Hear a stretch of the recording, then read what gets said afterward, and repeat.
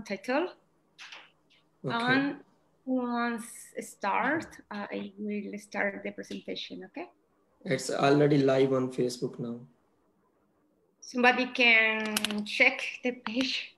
I will check. So I will take care of the technical part. You can start. Okay. This is live. Okay. Good morning from Brazil. Good afternoon in Europe, and good night in Asia. Today we have the presentation of impact of climate change on agriculture and food security.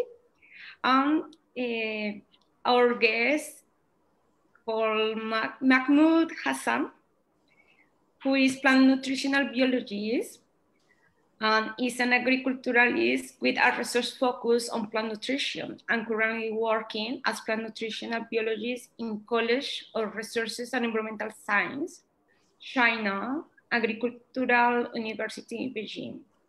He frequently publishes articles on green food, climate extremes, and related crises and their impacts on ecosystem. He observed that the idea of producing more from less is a creative approach to save the planet, and he wants positive change in the environment by adopting innovative green food concept in sustainable agriculture as the best tool against climate change and to ensure food security. He's a very passionate climate change activist. Also with us is Dr. Aslan Mekbou, who is microbiologist working as an independent research at CINO, Joint Center Infection Disease in China, and Tahir Ali, evolutionary biologist and biogeographer, translational biodiversity genomic and Senckenberg, and Biodiversity and Climate Research Center in Frankfurt, Germany. And me, I am Maria Angelica Mejia. I am doctor in science and health education. I work with climate change education in the Federal University of Rio de Janeiro. So now we give the time to Hassan can do the presentation. Thank you, Maria, for inviting me. Thank you, friends for future team, especially Maria, Dr. Tahir, Dr. Aslan, and I'm very grateful for your connections and humbled by your efforts. So also I'm thankful for inviting me and giving me talk about climate change and its impact on food security. So I will talk about the impact of climate change on agriculture and food security.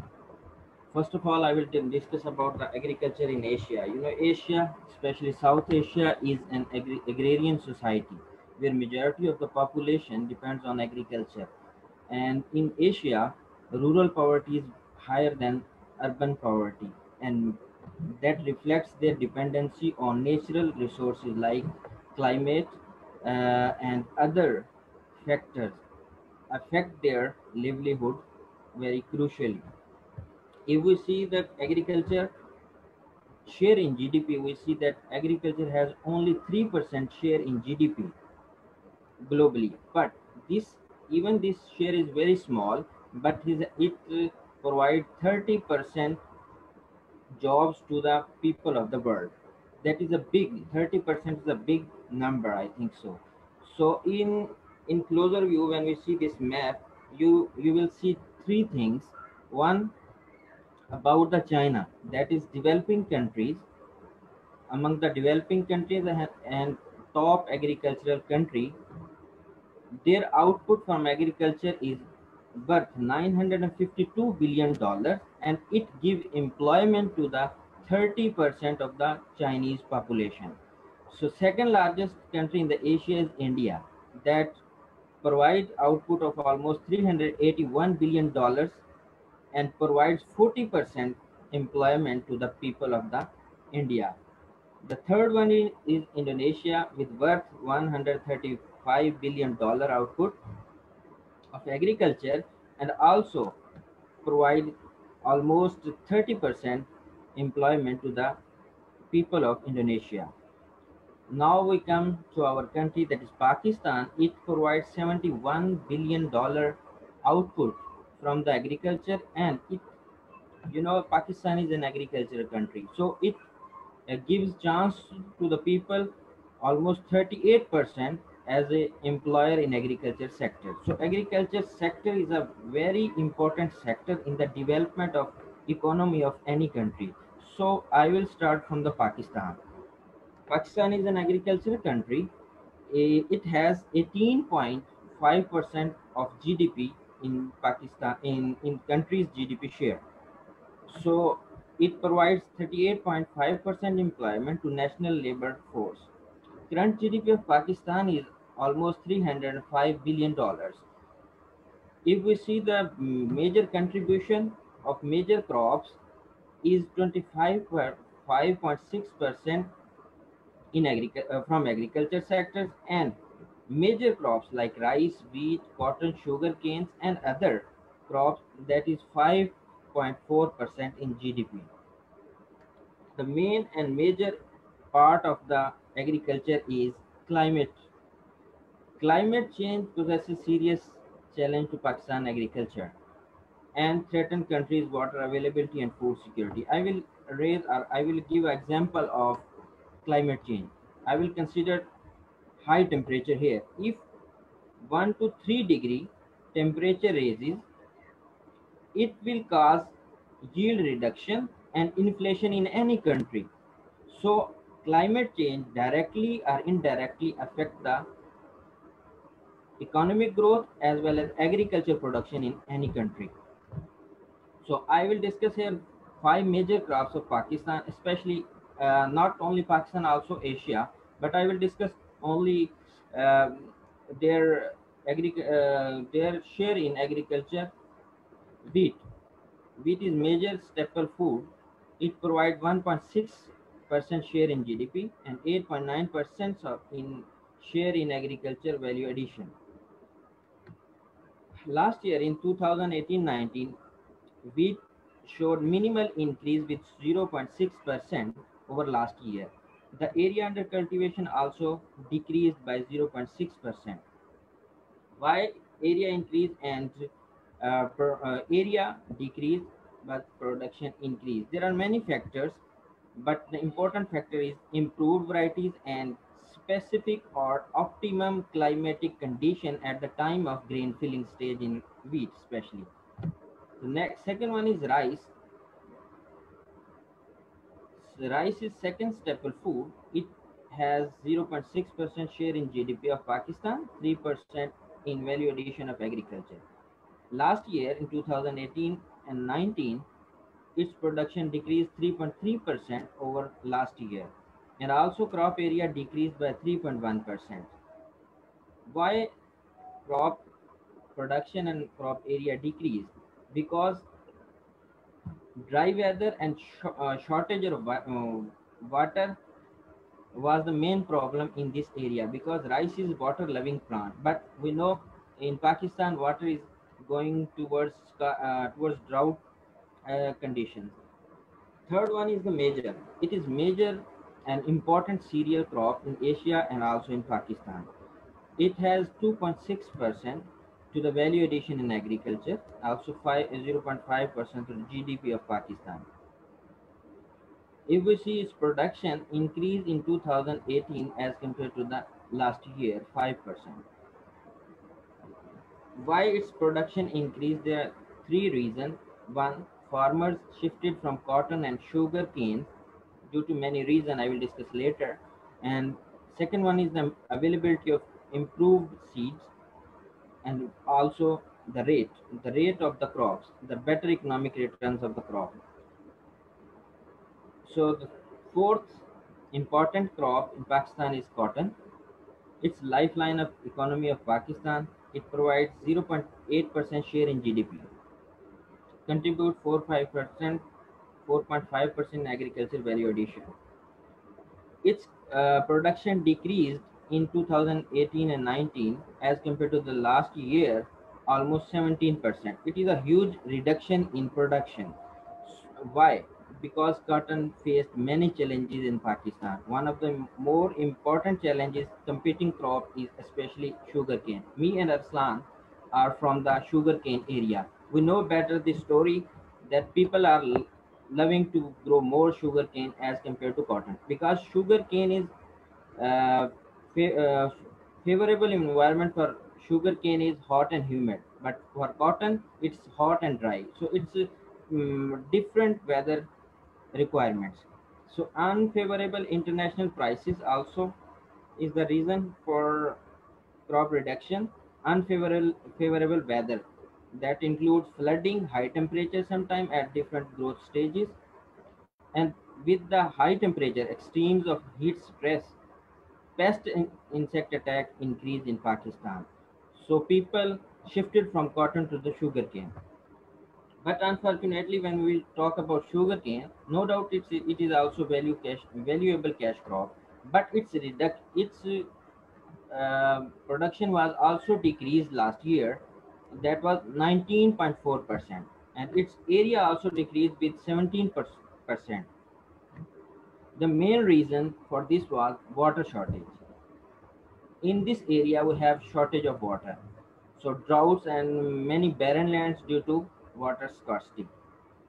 And another reason was low economic returns also discouraged farmers to grow sugarcane.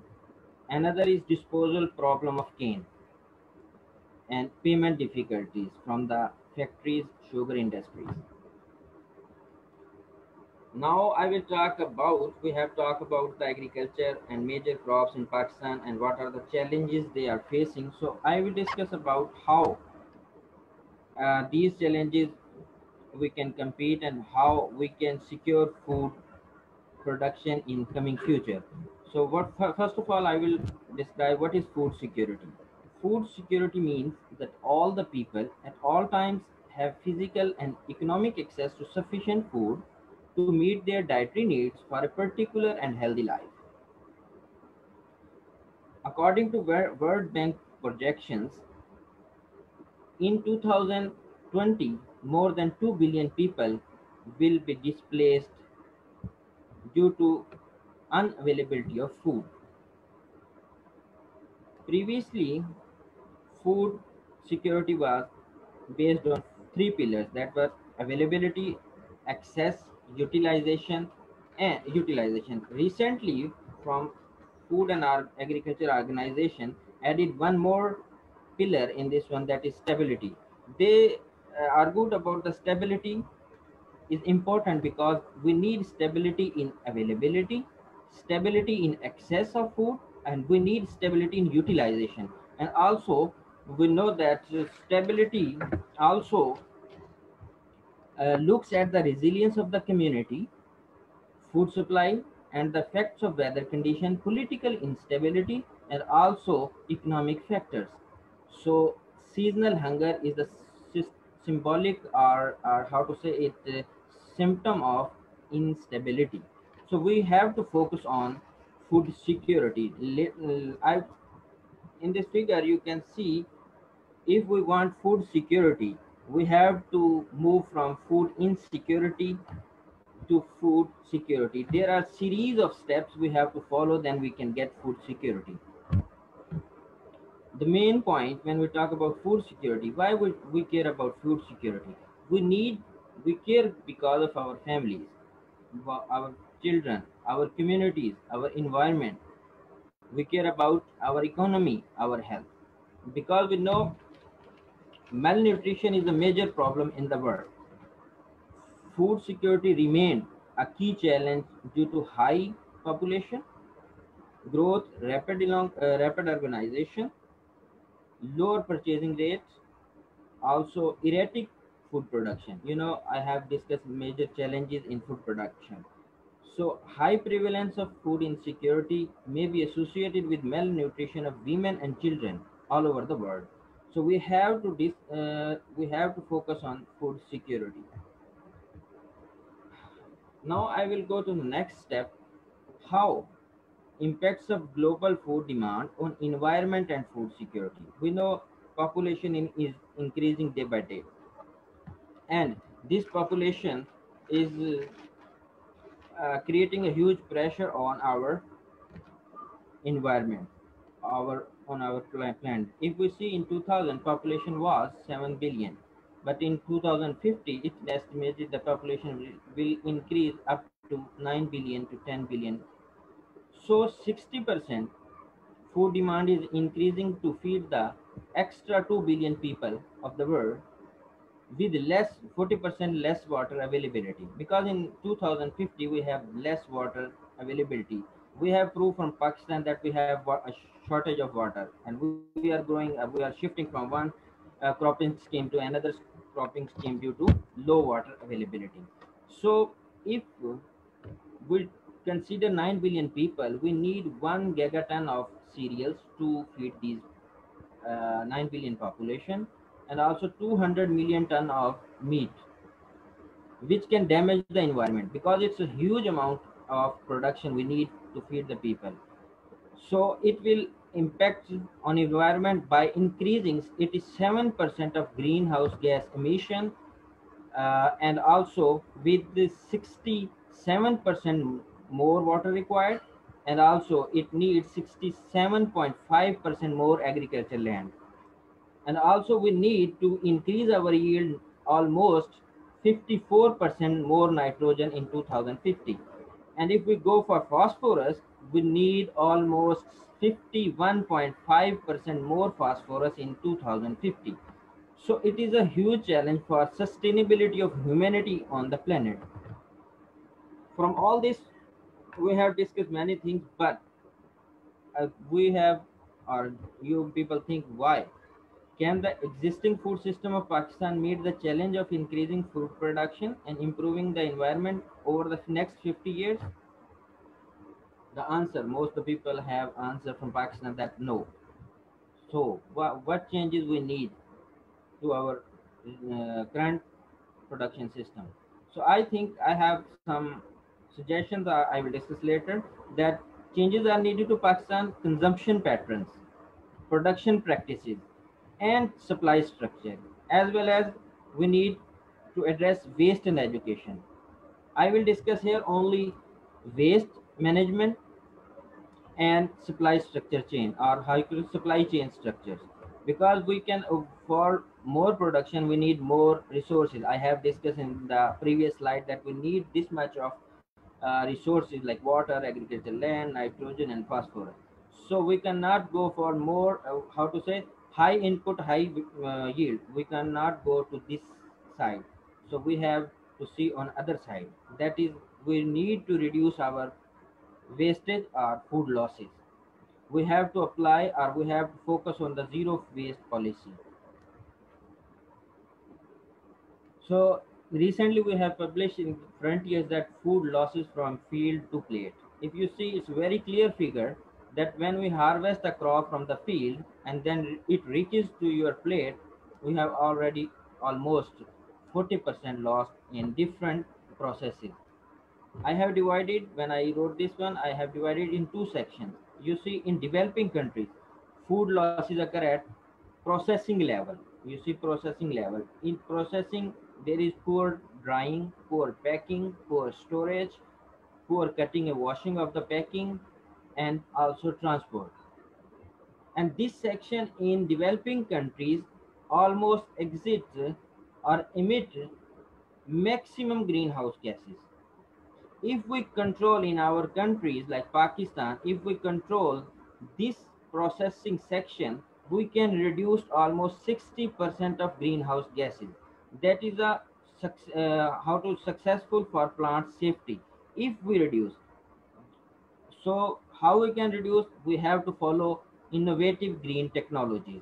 Maybe in future we will discuss about green food and green technologies, because according to Dr. Taheb, we have to minimize our slides for 15 minutes. So I removed many things from this one.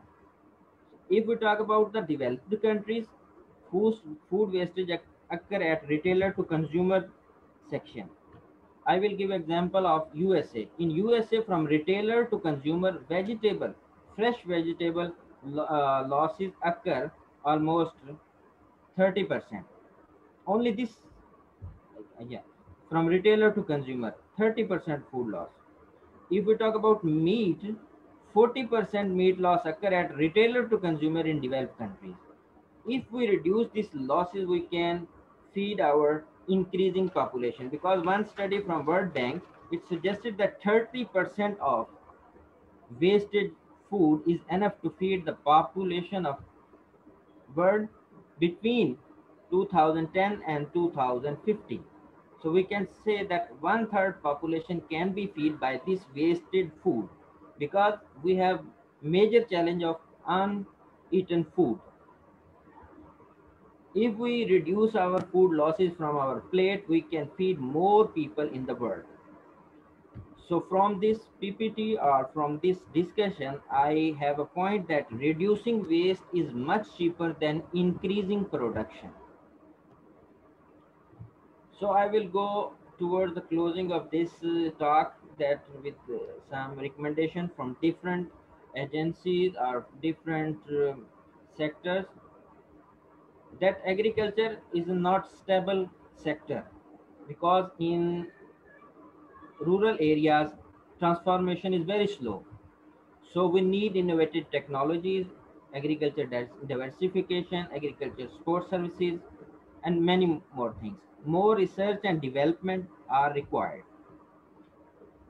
The most important is awareness campaign about food loss and its impact on environment and food security. Also climate smart agriculture. We can discuss about this climate smart agriculture, that is the part of green food agriculture, in later sessions. Capacity building of farmer and their families to seminar, training workshop on kitchen, gardening, diet, diversity and different food processing.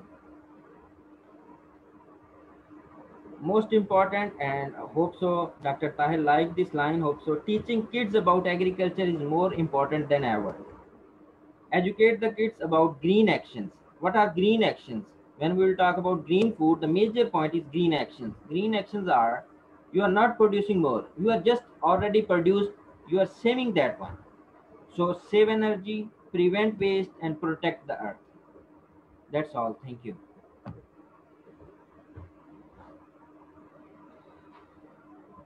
Thank you, Maria. Thank you, Hassan. Can you stop, please, the share the screen? Yes.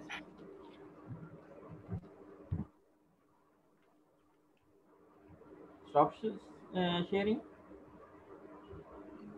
I don't know if Tahir and Aslan want to introduce something, or we open to the question. Your microphone, Tahir. Yeah, we can directly open discussion on them and then start different, like initiating different questions. Well, maybe we have some probing questions, and yeah, maybe Maria can start with, and then okay. I have two questions by the moment related with the presentation. Yes. In what you many times you were speaking about the problem of the shortage of water. So why we have less water? What is the phenomenon that are happening to have less water? Why we have less water?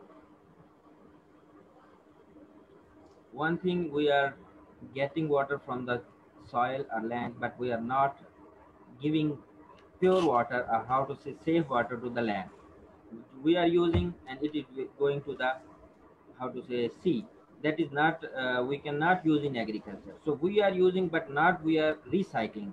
So whenever we pumping water from the soil or from below water table, so it, how to say, we are wasting the water, not utilizing the water efficiently. We need to utilize the water efficiently. Maybe Dr. Just to add a bit to it, that yes.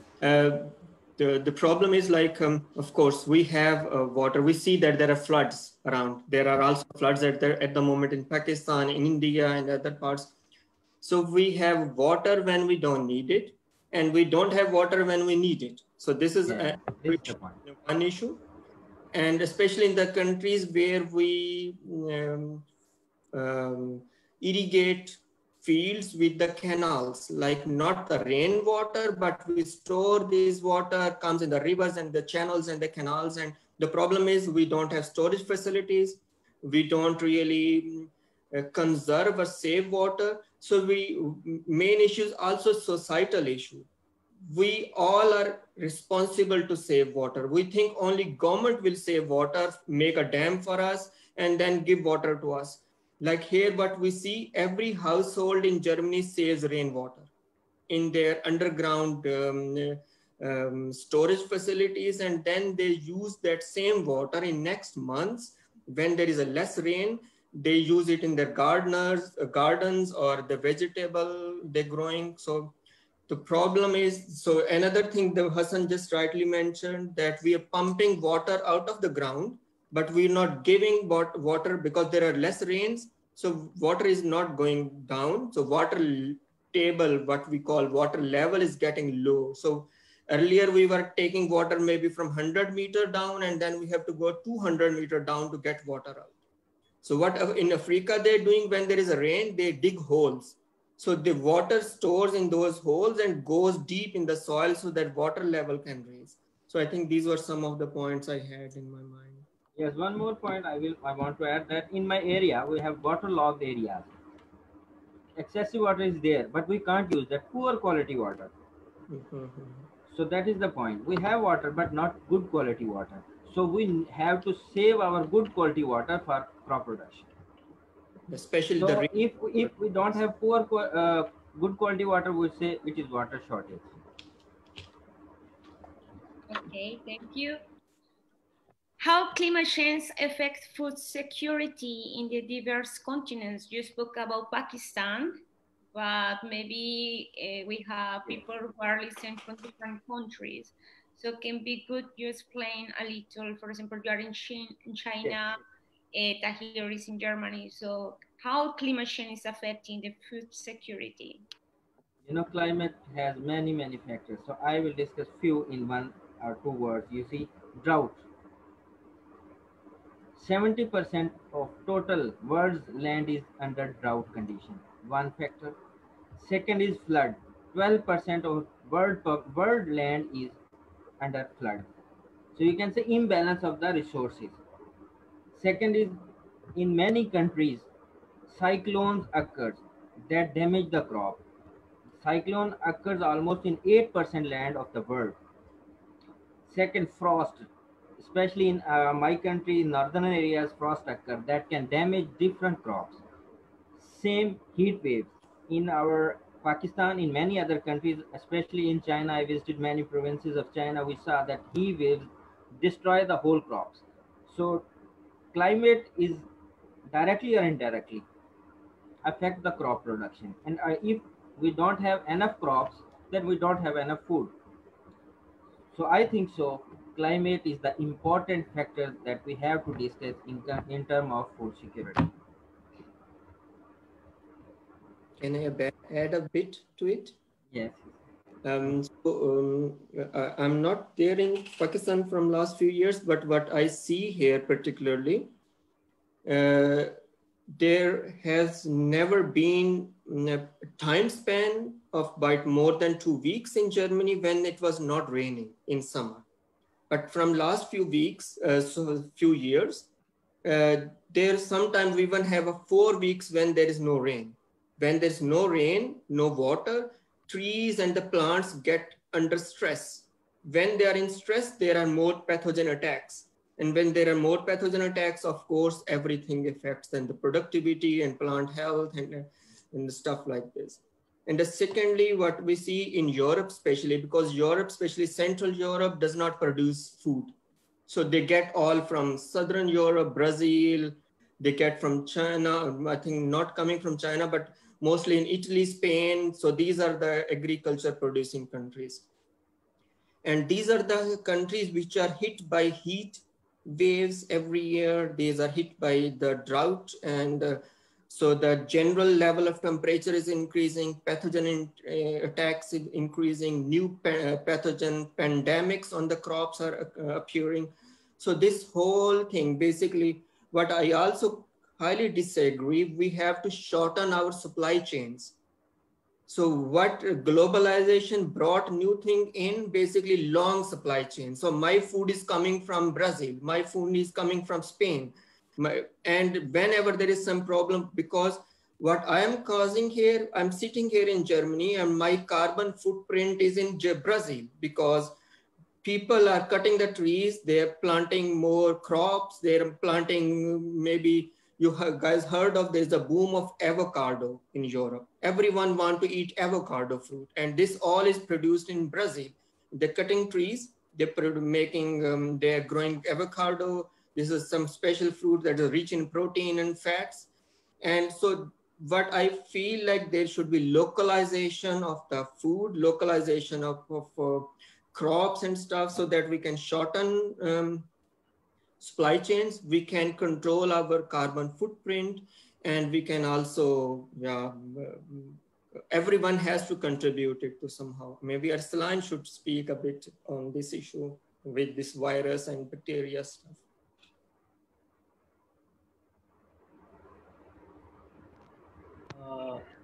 Can you listen to me? Yes. Well, definitely it's the case in terms of livestock when we talk about, especially for the animals, and it's the same scenario like emergence of the new pathogens.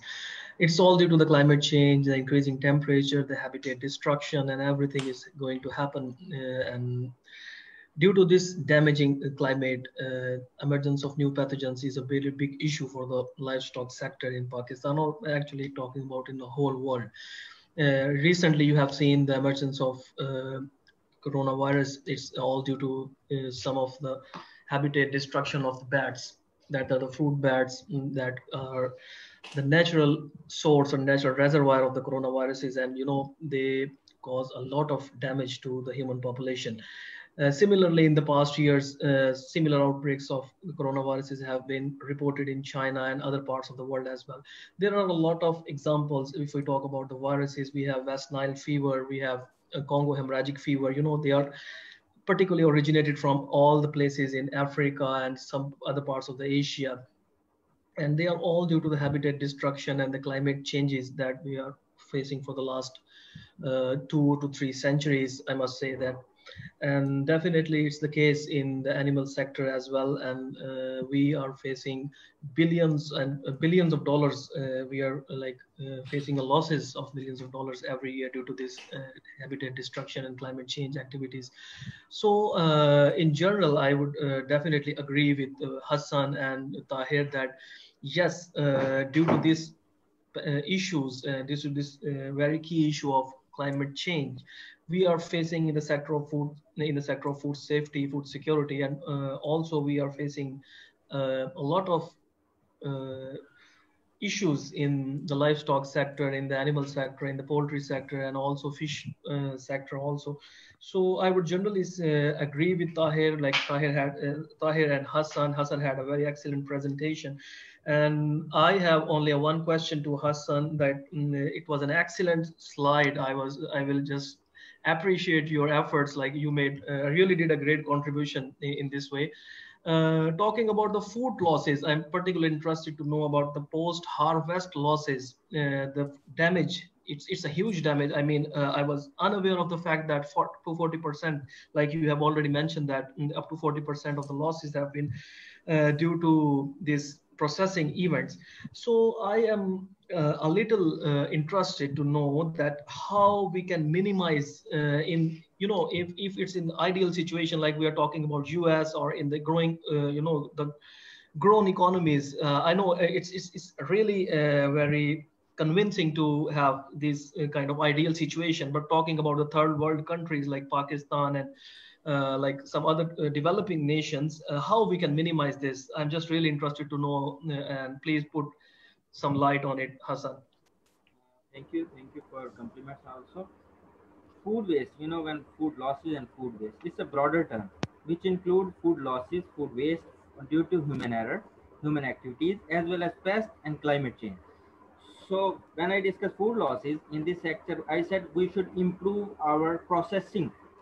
If we improve our processing, we can reduce losses.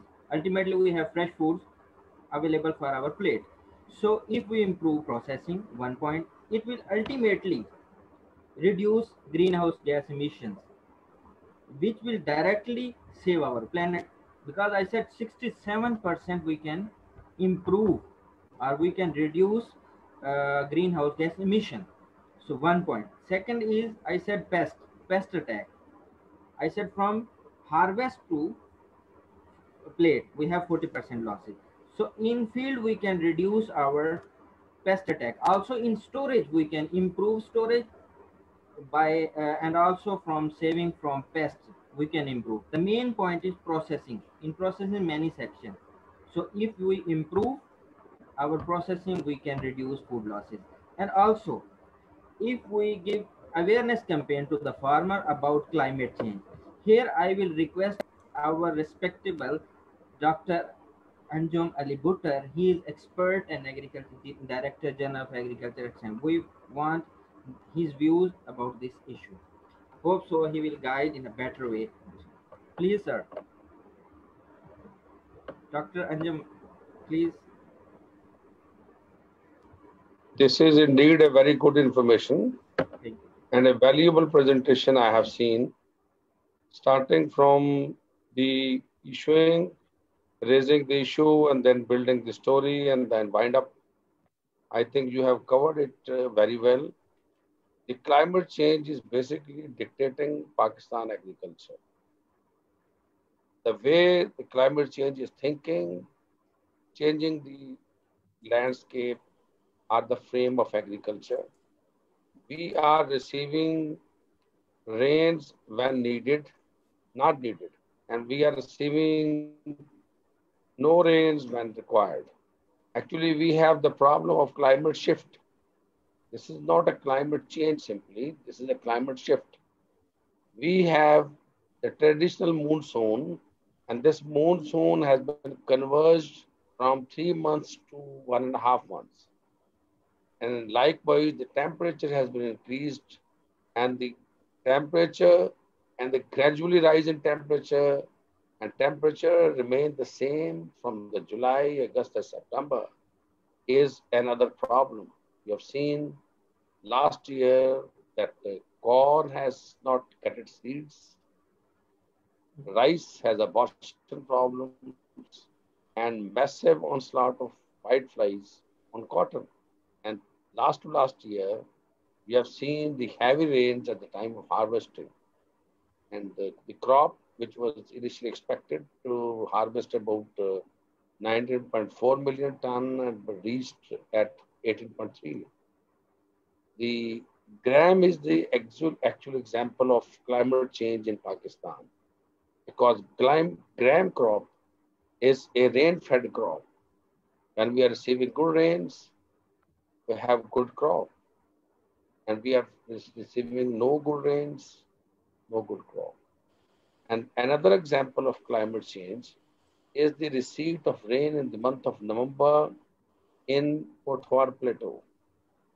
Because at that time, if we are receiving the rains, we are receiving high moisture in the rice zones as well.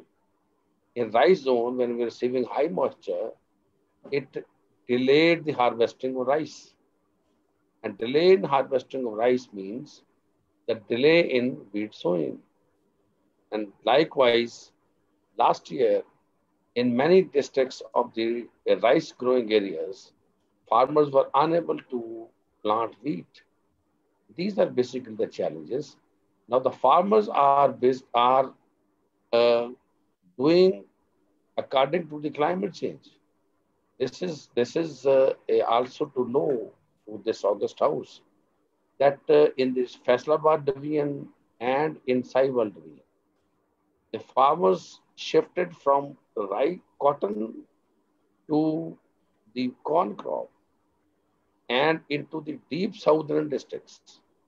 The adoption of corn is not only with the bad technologies we have with cotton, But because of the heavy rains in the month of August and September, because these rains are highly lethal to cotton because of the flower shedding and the rotting of the balls and overgrowth and weed control, because we have not the technologies like for weed control in cotton. This is basically the issue, and you have highlighted everything very beautifully, and I appreciate that. Thank you. Just a bit of some questions I have to Dr. Anjum. It will be great. You are in the field, and it will be nice to know. I always wonder why our farmers suddenly shift from one crop to another, because of course there is a reason of price. The price is always why we don't leave it on the market forces, like stop controlling it. When we try to control it so much that even still it results in bad, like we could not have the good wheat production. Now the people were government was confiscating the wheat from the houses of the farmers, while they can sell it at a higher price in the open market. Why we just take it will take a 1 or 2 year and everything will get settled like to the market prices. But I don't know, Dr. Anjum can add to Thank it. you. Thank you. Actually, your question is related to wheat. Pakistan is not procuring more than 16 or 17% of the total production. We are not the major player in the market. We are there simply to stabilize the market and to give the support price. And the support price is always given at the point when the producers are not getting that price. All other crops in the Kharif season have no control by the government. Government is simply introducing and entering into the crop related to the food security. In the Kharif season, the cotton, corn, paddy, and sugarcane. The government has no control. Sugarcane Factory Act 1950 is simply saying that the sugarcane price will be determined with mutual consultation of the farmer and to the miller, and that is an indicator price. Usually, the indicator price, the farmer getting sugarcane price at the level of indicator price when the sugarcane production is less. If production is high, farmer usually getting less price. This year, we have a good crop in the field, and because last year we have less crop, and because of the good prices, farmers have grown more, and this year will be close to 2 million acres this year, and the farmer will be, I think, will get good price because there's a sugar problem. Government is even then getting away from the wheat market as well. And this year, our total procurement is gradually reducing. Once we were procuring over 5 million ton, and then we had reduced to 2.8 million ton. This year, the government of Punjab has procured over 4 million tons this year. But because of the international market, higher international market, and the more glutinous and soft wheat in Punjab, the wheat has been slipped to many countries, as you see, you're listening there. Because when farmers were giving the wheat crop at 1,400 rupees, even then the market prices in the national market was 1,700 rupees. And that's why, because of the logistics and etc., the size of the crop was slipped, and the more so it is on hoarding. Because under the COVID conditions, there was generally a panic in the market, and the farmers were thinking that how long this COVID will be going on, and that's why the farmers have hold more crop. Punjab has missed the target. We have the target of 19.6 million ton, but we have harvested 19.37 million ton. This year also, the climate was very active at the time of harvesting, and that has delayed 20 days in the harvest. But because of the low temperatures in the month of March, we have got good harvest.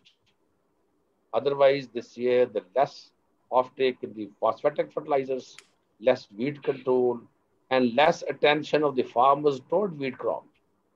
We were expecting less, but because of the cold temperature, and once the climate change is behaving positive to the wheat farmer, and we have yielded a lot, and that is basically simply a cotton agriculture policies of the developing countries, and maybe we will be forced to get away from that, and in the country where only Punjab and Sindh are producing surpluses, and the KP, Balochistan, and Khyber and the GB are vulnerable areas. The country like us, where the food availability is basically the right of every citizen, whether sitting in Chitral or in Khuzdar, we have to get our stocks very high to stabilize the market. Otherwise, you have seen the policies the last 4 to 5 years when we were throwing wheat out of Pakistan by giving $10 subsidy on each ton. And we have drained our total stocks. And that's why this year we have 500,000 ton reserves. Last year we have 4 million ton reserves. And this year we have 500,000 ton more production than last year. But even then we have these surpluses are very less. And these are basically the issues not related to the climate change. And thank you for your question. Thank you. You're welcome. I have one question too. I don't know if Dr. Hassan or Dr. Anjum can answer. Because normally when the people speak about climate change associated with food, appear the beef production. So many people criticize the beef production because the gases of the cows or the water that is necessary to use. But today Hassan explained the gases who are producing by the food processing. So I would like to know who are producing in reality more gases, just the beef production or the food processing? When you explain about to wash and all that before to go to the market. Who has to get your point because your voice is not clear? I think the Maria question was like if the amount of gases is higher at the food processing phase or production phase, if I got it like this, right? Yeah, it's like the comparison, just beef production or the cycle of the food processing. You spoke about the food processing. That you show one image and all, and you explained there was 60 something of gases. It's not from only in food processing. I was talking about food losses from field to plate. In whole process, gas emission is more in climate. So just 60% we can improve. We can improve, or we can, how to say, reduce greenhouse gas emission by improving our processing. But other 27% or 37% still exist emission of the gas from field to plate. There are many losses, many types of losses. I'm talking about processing, because in developing countries we have only issue of processing. We have enough food, like Dr. Anjum explained very well about wheat scenario. We have enough food, but we don't have enough food to store or process properly. So we are wasting food. By wasting this one, I have one question, that when we dump, here I have noted down your point about this one, that I have already talked that globally 1/3 of production is lost on uneaten food uneaten food, and is a huge economic waste. You are talking about, in this scenario, the greenhouse gases. Similarly, when over 95% of waste food ends up in landfill, in piling up in different areas, and affects the climate catastrophically by transformation into the greenhouse gases. We are wasting, we are dumping one place, is that place will emit more greenhouse gases into the environment. So not only processing, but also food loss from field to the customer, it is series of food losses. But by improving our processing, we can reduce 67% greenhouse gases. Can I add? Yes, yes, sir. So at the moment, our greenhouse emissions at the production side is higher because the processing is not as much as required to save our crop. Processing starting from the post-harvest situation, because the losses at the post-harvest stage, and then to the transport stage, and then to the storages, and then to the post-harvesting till dating to the plate. These losses are at the moment are less because we are growing rice in the puddle fields. And puddling is a basically house of gas emissions. This is basically a major issue. Nitrogen usage is also adding gases to the environment, the use of the tractor machines, and to the burning of the straw. These are the issues at the moment, which we can say that adding more to the greenhouse gases compared to the post-harvest. Yes, the post-harvesting, the landfilling, and the creation of methane gases can be significant, but our processing industry is not as established that we are in a habit to use more processed foods. We are using the raw materials directly, direct food consumption people, and that's why our losses are higher. But I support that our industry should be more established. And you have identified very good 3 points. The production is important, but it's not as important as the reduction in food wastage and the reduction in the food loss. Very good. Thank you. I have a question that was asked by Ijlal Haider, I think from KPK. He's mainly worried that the farmers have a lot of trouble during frost time. Frost, and that then of course then comes drought as well. So the people are handling these issues with mulching and other techniques. So what can be done to overcome these?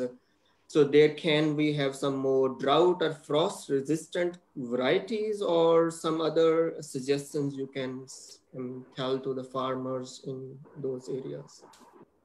Dr. Tahir, for this issue, because I'm not expert in frosting or low temperature expert, so we will take help from our respected teacher, Dr. Anjum. Thank you. Thank you. First of all, we have to have a light irrigation from the tube well or from the canal water, and that will reduce the low temperature pressure. We can have the foliar application of fertilizer that will increase the chlorophylltic activities or the photosynthetic activities are the better root system that can help. And the third one is the use of potassium sulfate and the potassium fertilizers. If the farmer is using potassium fertilizer, that gives the energy to the root system, because if the roots are comparatively deeper, that can withstand more into the frost condition and adverse conditions, and that can have a more synergistic effect. And likewise, by using and the one important activity which the extension service is recommending is to add the smoke, to create smoke in the field. When we are expecting that the frost is coming, we can add the smoke at the night, and that can evade the smoke from the fields. The circumdas are the coverage, are the tunnel technology, shallow tunnel technology, or other techniques that can be helpful. Thank you. Yeah, it's great, Dr. Anjum. Maybe, but the smoke technique, the environmentalist would not be very happy, because smoke is already causing problem. But of course, But on the other hand, tunnel technique is very expensive for many farmers maybe, and maybe the mulching and straw can be other reason, but of course there can be multiple. Yes, but the tunnel technique, the shallow tunnel technique is not as costly because the farmer has to procure simply the plastics, the shoots they are taking from the trees, and that can be not very costly. The smoke is not creating the much significant impact on the environment. They simply create the smoke around the field, and that can help. If you travel to the sugarcane areas, you see that, but this is not as lethal as the other technologies.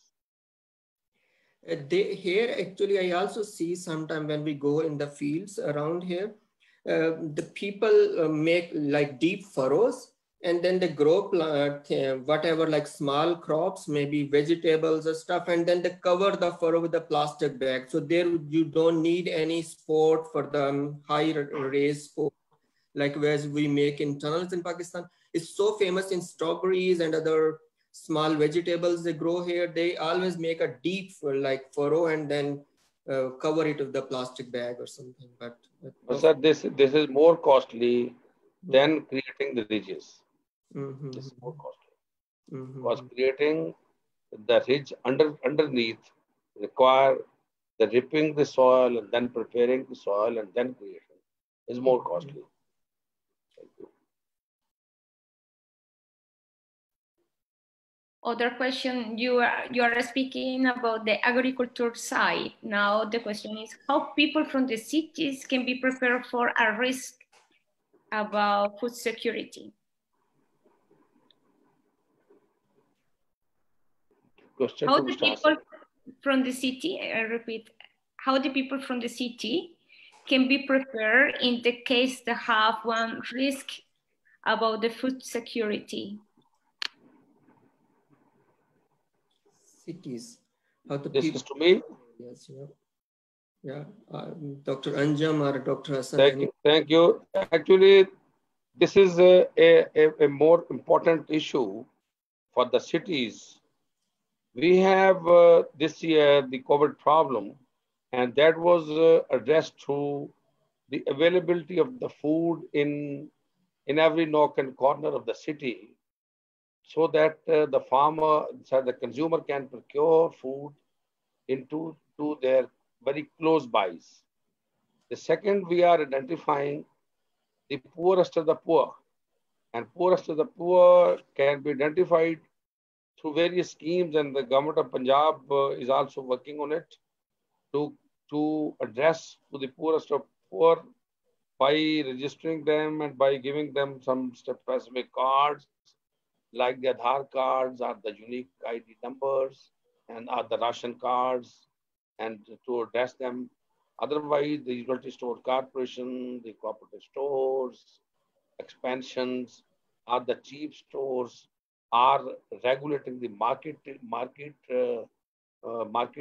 and the charities, because in Pakistan a huge charity program is going on that is also addressing these issues.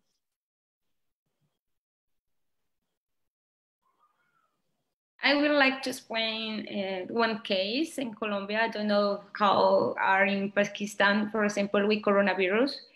With the coronavirus was affected the food security of many cities. And for example, in one city, the name is Cali, is in one valley. And the principal economic way is the sugar cane. So many traditional farm was removed for can have sugar cane. So I have one group of indigenous people who are fighting to recuperate some land. Inclusive the name is the freedom of the air. And in the crisis of the coronavirus, they was coming to the city, bringing what they were cultivating, for example, banana and things like that, for free for the people, for the poor people like result of their fight and like showing because it's important to fight about air. So I don't know if you have one kind of cases like that in Pakistan that you know. I don't know if you have indigenous people or have other kind of ethnic groups and how if they are fighting the big companies and the big processing like Monsanto, things like that.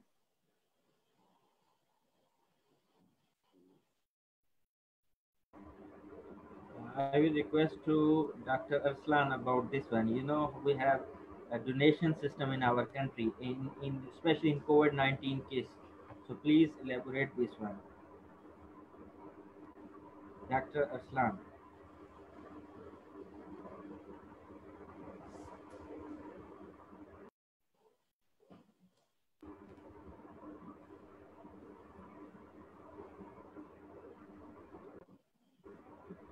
Arslan.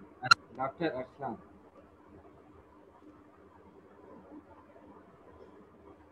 Some issues with the voice, I think, but until then, I will just add a bit of what we have here actually, because we don't have the problem of processing problem, because we are not processing here, where food is processed in Spain.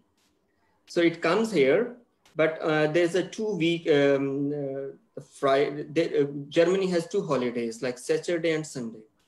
But on the evening of Friday, all markets have so much surplus fruit, vegetables, and other the stuff that can be destroyed over the weekend. So what they give, they have a system called Tafel. The certain places where poor people can go and get the food for very negligible price. They put a negligible price like 1 cent, 2 cent, so that they still can honor the stuff that they're getting for free, but with a little token money. And I think I really like it so much. This is also getting popular in Pakistan and other areas, like some Android apps are coming in, where the hotels and other people who have surplus food, they enter their amount of food and someone can pick and give it, distribute it to the people. Maybe Arslan is now, I think, back online somehow. He can add now. Yes, definitely. It's the case in Pakistan as well. We have some charity organizations that are really working exceptionally good in this area. We have some of the persons that have started their own initiatives during this COVID situation to supply food for the COVID affectees in different parts of the country. And yes, this practice has also been seen in some of the big supermarkets like Metro, Cash and Carry, and also like Hyperstar and Carrefour, and these kind of big organizations and or big stores. They have chains in all big cities, I guess.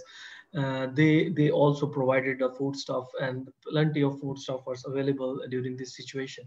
But talking about the small cities, like from where we belong, like it's a very small city in South Punjab. So people have also initiated some of the activities and some of the campaigns in which they started to provide rations, and also they started to provide food for the affectees, both on individual level and also on the organizational level.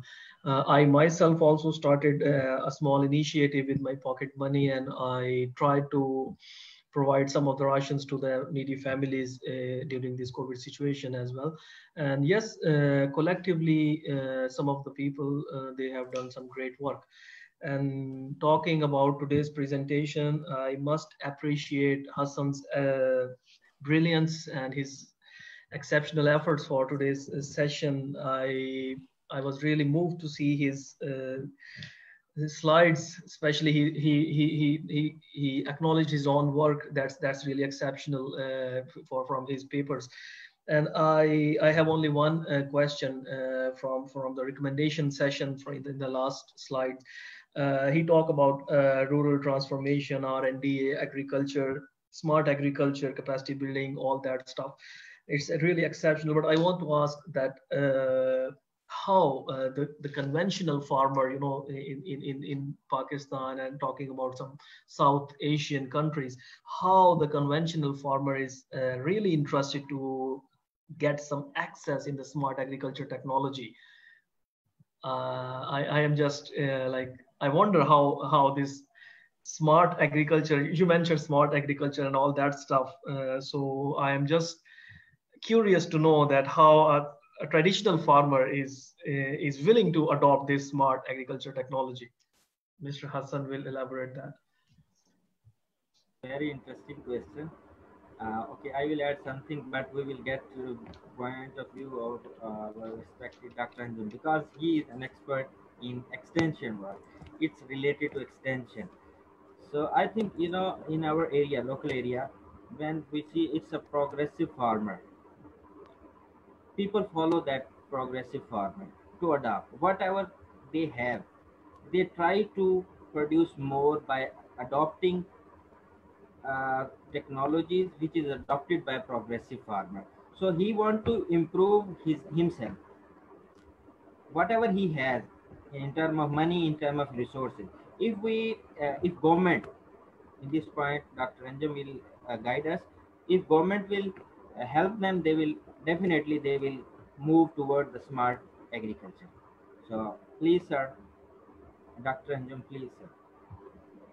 Thank you, Ji. Thank you. If you see the agriculture in the European countries and the agriculture in the South Asia, specifically in the Punjab, there it will be a hell of difference, because 67% of the Punjab population is living in villages. Agriculture is not only a mean to produce more for the urban population and to gain something, but is also a part of life. We have a very small farmers, we have our own traditions, but we have a very hard-working force. We have adopted the technologies according to our own ecological and rural conditions. We have 500,000 tractors. We have a team of service providers. Farmers are not owning the tractors, but they are getting tractors in the village. We have almost mechanized 2 or 3 major operations, but not fully mechanized the agriculture system because of our local labor and because of small farmers. We are not adopting at the moment at the same pace the latest seeds and the gadgets related to the soil moisture or to the other, specifically the drones or many other, so you can say the Internet of Things or the drone or the smart agriculture things. We are changing according to the time of sowing. Earlier, we are simply saying in Punjabi, Dab ke va raj ke kha. Nowadays, this has been changed. Now we are saying, Akal nal va raj ke kha. And that has basically changed the situation. At 20 years earlier, farmer was simply sowing wheat. Now you can call to any farmer in Punjab and you ask them that what you have grown, he will name the variety. He will name wheat, he will name corn, he will name the variety. He is naming the name of the fertilizers, DAP, urea, etc. But we have very strong at the moment the deficiencies in the system. We are not pooling our resources. The Cooperative Societies Act or the cooperation in the resources is a major issue which is basically hampering, because over 60 or 70% of our lands are unproductive because of very small land holdings, and very small holdings are giving less area under cultivation. The plowing techniques are the primary tillage implements is almost negligible. We have not very chisels and etc. etc. Thus, we have very major issues in the adoption of the technology. But at the moment, if you simply see the agriculture in Punjab, we are at the moment exporting over $700 million fruits and vegetables. And our target is the major countries. Despite the fact that we have ISPM problems, the quarantine problems, and the processing problems, even then, this year we have crossed $72 billion mango export. And definitely under the COVID condition, we crossed $800 billion. We have over $2 billion rice export. And we are surplus in everything. In everything. You name it, and you will find. But yes, we are working in semi-arid environment where we have our own climatic conditions. The farmer's yield is less because of the number of days the crop is in the field. Actually, we were almost comparing the Pakistani yields, wheat yields, with the Eastern European field yields. This is not the case. Our wheat crop is not standing in the field more than 110 days. We are planting in the month of December and harvesting in the month of April, where the farmers are planting in the month of July and harvesting in the month of April or March. They are comparing with our yields. We are still ready to compare per day productivity, and our total factor productivity. I'm not saying that we are very progressive. No, it's not the case. But I'm saying simply that very small farmer, but very hardworking growers, and they are doing within their capacity. Still, a lot is needed in the field of food losses, because our losses are increasing our expenditures. If we are losing less at the type of crop harvesting, that will add into our expenditure, and that can make crops more profitable. Smart agriculture, we have a supply chain project for the smart agriculture. In Punjab province, we have tablets with every extension agent. You can track the daily movement of him. We are introducing the subsidy program through e-voucher system. E-voucher is the most modern system, wherein the farmer is getting vouchers and they are simply scratching it and getting subsidy. We are trying to add maximum IT gadgets into the system, but still we have our own problems, our own fiscal problems, because we cannot support the Punjab agriculture. We are taxing Punjab agriculture or Pakistan agriculture. The world is subsidizing it. And these are basic issues. Most important is the soil health, the water situation, and the cooperative or the joining of the resources. Thank you, and sorry if it is too lengthy. Thank you. No, it was great. Actually, it's related to that. I have a question from Ijlal Haider. So it's related, as you said, like the wheat is only standing there for 100 days or so, but as 110 days. Yeah, I see here, like in October, end of start of November, they will already put the seeds in the field, and then it will be under snow and then growing next year. He asked a question about the shortening of fruit seasons of fruit season and vegetables, because of the early flowering, and then there is either snow or either so much heat, then the fruiting season is getting very short. We see the certain cues, because plants and always like look for certain signals in the environment, and then they flower. But then again, like the weather is changing so rapidly, either getting hot and less, so they not able to fruit for maybe more than few weeks. So you guys can address something. Is there some solution we can suggest to them, or some varieties that we can reproduce longer? Actually, it requires the site-specific analysis of the situation, because sitting here cannot comment into, because if we are because I have been working as a member plant sciences for 2 years at PRC, and under that assignment, I have traveled a lot in the Khyber Pakhtunkhwa and the Gilgit-Baltistan area, and every geographically our microclimatic conditions are different than other. One cannot say that the Rawalpindi climate is equal to the Chitral climate and then to the Bonaire and Kala Dakan, etc., etc. They have to, if they are interested, we can request to the DG KP, Dr. Naveed, the DG Research, and to the DG Extension as well, who can talk to their subordinates in that area. They can visit, and yes, the varietal improvement is one of the key pillars that can change the situation to a little extent. The remaining is the agronomic management. Because agronomy is also basically a major so issue. There is no general pattern that we see that the shortening is everywhere, is not a general. So maybe some of the crops are not fit under that climatic condition.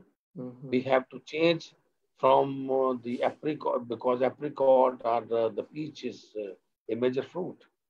We can change introduce the other crops. When I was there, I have introduced the stake farming in potatoes, in tomatoes. The staking technology in tomatoes from Dargai to the Chakdar area. If you visit in that area, I have supported the farmers with 5,000 demonstrations. That was free demonstration to them. And that has attracted a lot, because their temperature was 18 degrees on an average in the month of February, in the month of January. And that has actually attracted myself, that if the farmer is now growing tomato without a tunnel, because in Punjab province we are using tunnels, and they can grow without tunnel even in the month of March, then they can get potato on the same sheds and on the same wires or nets like the tunnel potato. They can harvest more. This technology is working a lot. And this is a new technology, a new introduction in that area, and they are making a lot of money, and they are replacing the tobacco from that area with the tomato, because tomato is getting higher price. And that's why they have to introduce new crops maybe to fit into that condition, because this is climate change. Yeah, this is great here. I think quite interesting. One thing you just mentioned about the varieties. I always wonder about this, what's happening about not developing. I don't know, I don't want to compare where we are now, like in Germany or in European part, but still I think we are lagging behind what actually needed in the fields. We're still not able to provide required amount or required type of varieties in the field that can fit with the environmental changes or climatic changes or demand changes, whatever. But why our agriculture field, especially this what would say the crop variety improvement, is lagging behind? Actually, this is and also a very important question that has to be properly addressed, because most of the researchers have such comments. If you just scroll the number of varieties registered in Pakistan in major crops, you see in wheat, we have 170 varieties approved in Pakistan. We have over 160 varieties in cotton. We have over 100 varieties in rice and sugarcane and etc. Question is that the proper reaching of the good quality climate smart varieties with a normal farmer. And you see the release of varieties from the 2018 to 2020 in wheat, and get the varietal survey of wheat with the farmers. And you will see that over 80% of the farmers are still using the seed which is more than 20 to 25 years ago. This is basically the issue. the seed production system, or the adoption of the certified seed, or enabling environment for the seed companies to work in Pakistan is basically a challenge. And the correct implementation of the Seed Act, because the onslaught of the varieties has attracted the farmers to go into the unapproved seeds. The use of unapproved seeds is high, very high in Pakistan. And if we are allowing the seed companies to work better, this year in Punjab province, we are hitting 1.2 million bags we will be supplying to the farmers, which will be rust free, because the rust with the climate change is a big problem in Pakistan. Last year we have given 400,000 bags, and this year 1.2 million bags. And I doubt that by getting 1.2 million bags, only 200 will be rust free. Remaining will be with the very old varieties, because I will not get the good quality seeds. This is basically the issue. Technology or adoption, because of the enabling environment of seed production issues. Varietal improvement is not the case. Thank you. Thank you so much. That was quite comprehensive, and I think it was great. And I think I will go back to Maria.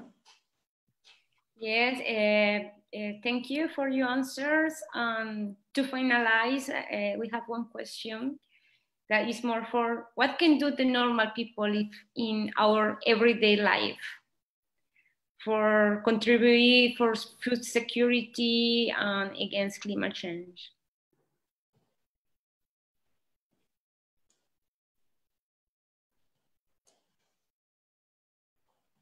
So who will give? Hassan, or we can give couple of lines on this, all of us, and then we'll wind it up, I think.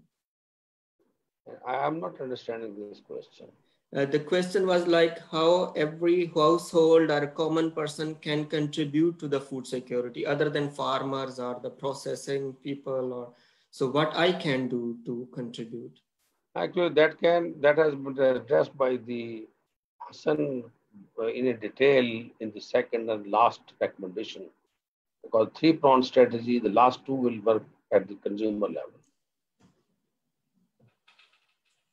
So Hassan can maybe add one line and then. Yes, we have already discussed about this one. I think you can add some words about Friends for Future team and their role in this scenario. I think you can add some words. Yeah, thank you so much. But we Friends for Future people have, we are all, basically all our Friends for Future. So what I feel that there is a greater need to not like really making a team of professionals which can really do which can contribute a lot. As Dr. Anjum has rightly said, that the problem is not that we don't have the varieties. The problem is either the knowledge is not going to farmers, or they don't have enabling environment, or they don't have financial issues or stuff. The problem is our knowledge is staying either in the articles or staying in our heads. So in this professional, so what I always would, in case of Pakistan, Brazil is also growing economy and stuff. There are a lot of agriculture areas and other South Asian countries. I think we try to develop, we try to bring more people. And I was really so much pleased to see Dr. Anjum today. And I think we can have more like-minded people into the team and work to what we call the transfer of knowledge from academic to either the people who are working in the field or to the ordinary people who are actually facing the issues and problems. But first thing is we have to maybe get a more stronger team, more local level teams again, like every divisional level.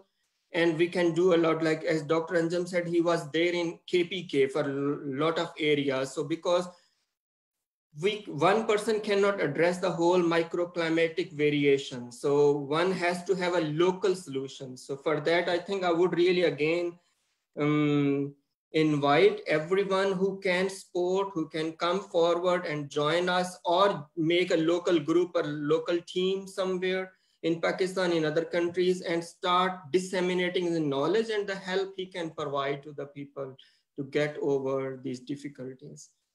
And I think Maria can thank to everyone, and then Yes. me, I would thank you to all of you. To suggest for the people who maybe are listening, when I ask about what the normal people is about, what I say here. Sometimes we discuss many things, but that is another level, and we need to impact the local level. So you were speaking about processing. How is the processing cycle? So one thing is to know how is the processing of the terminate product, and choose ones who are more friendly with the environment, organic food, or green food that have different kind of names in the different countries. So I think so we need to know to choose what we are consuming and are responsible with that. So it's one suggestion, like in general for our everyday life.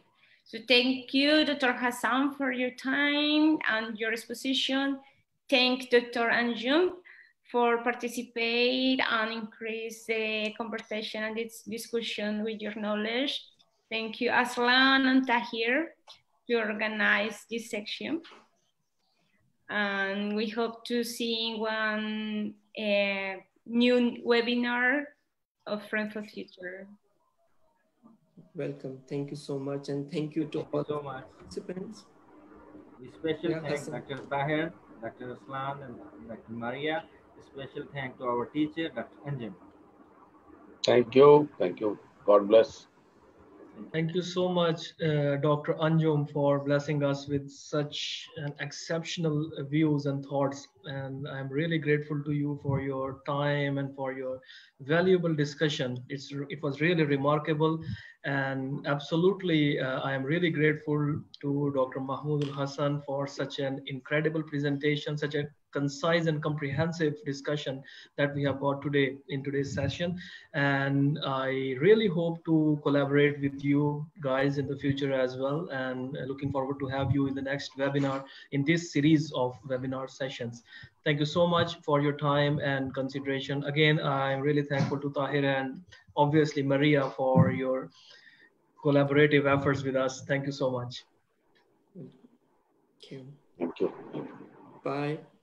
Have a good evening. Thank you. Bye-bye, and have a nice weekend.